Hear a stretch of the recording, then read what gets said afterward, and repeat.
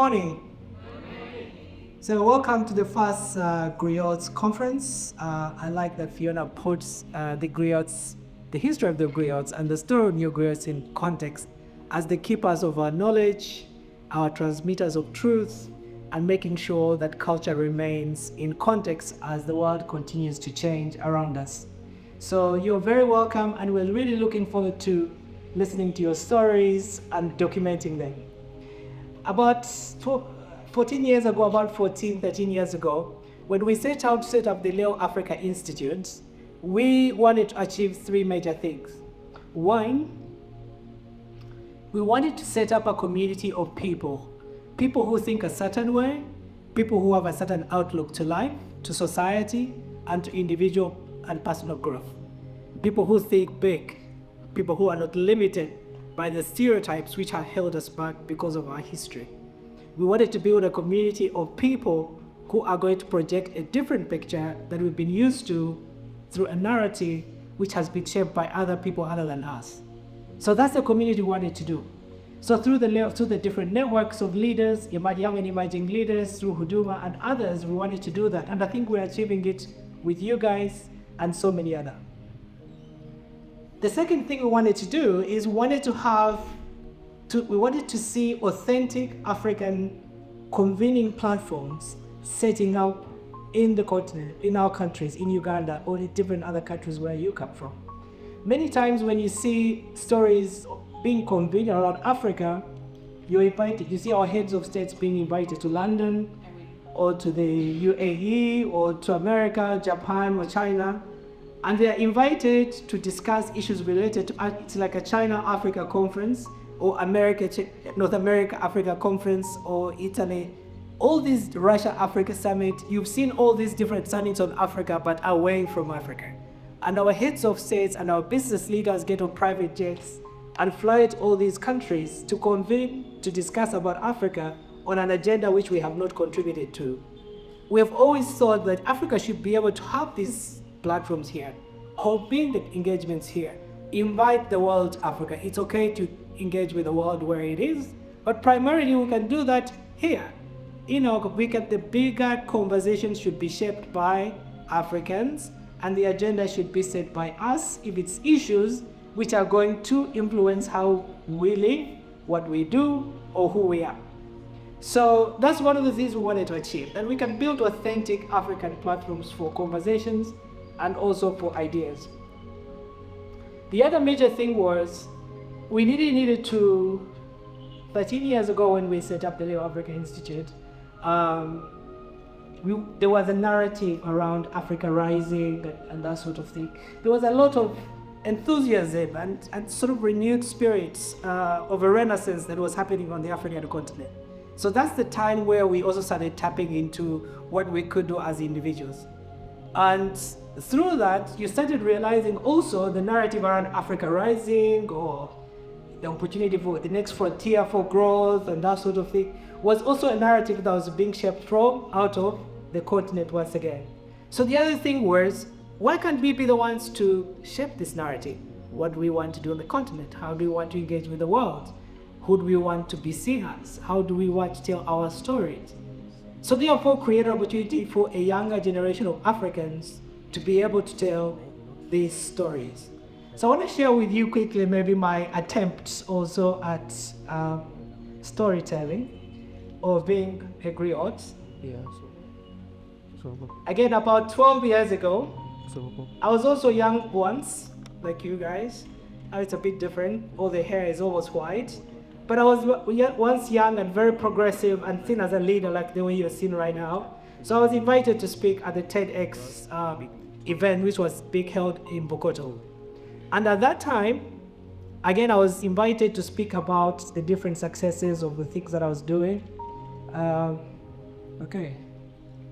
Okay, so that's me on stage. The image is not so great, but you can see me on stage. I looked quite young then.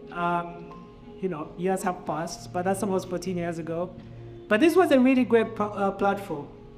And so when the video that we produced from this experience, which, again, TED videos, the way TED videos are produced, So they put them online, just like the way we're going to put your stories up at LéO Africa Talks. But I never really got to watch it. I never got myself to actually watch it for a very, very long time. First of all, like many of you guys, I don't like the voice of the sound of my voice. You know what I mean? I really don't like it. But number two, at the time I was invited to be part of the, first of all, to be invited to do a TED Talk is a very prestigious invitation. Would you agree? Yeah. And that's how it is for the LéO Africa Talks. It's a prestigious invitation. But I was not in a really good place at the time. I was just coming out of a really horrible, not even out of, I was sitting in the middle of a very difficult time. Like I said, being invited to this space was the result of so many achievements I had achieved at a very young age. I was hosting presidents. I flew with them on their jets sometimes. I had friends who were CEOs. Everybody wanted to listen or be with me in conversation or be associated with me. So the height of this success of the different initiatives I was doing, you will have to look at that up for yourself, was in 2011. The highlight was an event, the Young Achievers Awards, another initiative that I championed, where we hosted two heads of states. President Kagame, President Museveni was there, the Nabagereka, the Queen of Buganda was there. There was quite all the distinguished audience that you can imagine. Everybody wanted to be invited to that event. So the success of that platform and the aftermath of that is actually what led me spiraling out.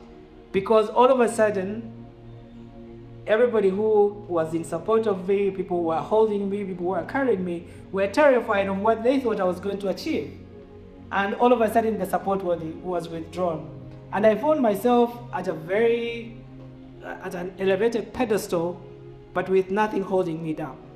And so I was spiraling. I was depressed. I was desperate. I was out of a job. After all that success, all of a sudden, I found myself very, very isolated. So that's how I came to this stage, and I didn't even really want to be there. But eventually I did. And so the beauty now, going back as we were preparing for this, something told me, just watch that video again. So I went back to watch this video, and it reminded me of the power of telling our own stories. It gave me an insight of who this young man was. Quite an incredible young man, I would like to say. I looked at him and I was thinking, oh my goodness, the journey this young man has traveled, the things he had been through to get where he was. But that young man was also talking about a child who was still like fading memory, a child who I felt I would love to meet this young boy and give him a hug, because I think that young man needed so much love, needed so much attention and so much reassurance and hope. And so that's the power of going back to this video and reminding me of the importance of the work that we're doing, building a platform for you guys so that 15, 14 years from now, you're able to go back and be inspired by your own story.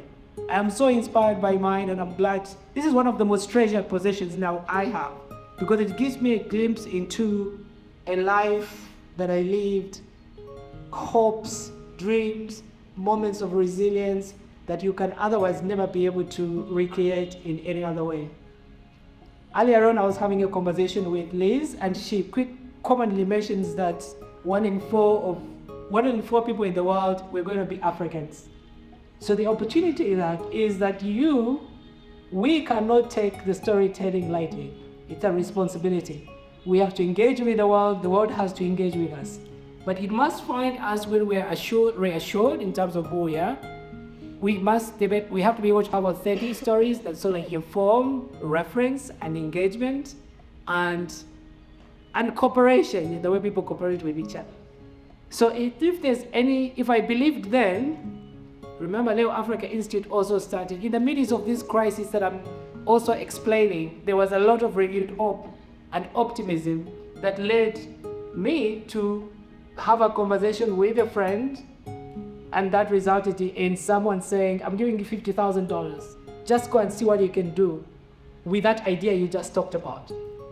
And having a conversation with the head of state, who asked me, what do you want me to do for you to achieve that vision that you are setting out?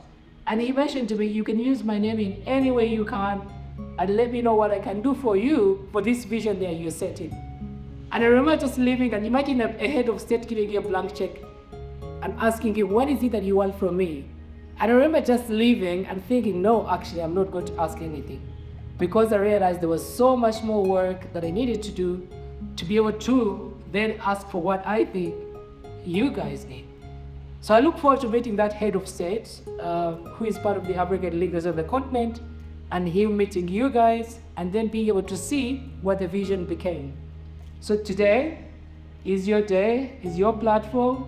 We thought then we were the ones, now you are the ones, and we look forward to listening to your stories and supporting you in the way that you're going to achieve the visions that you tell us in your stories. Thank you.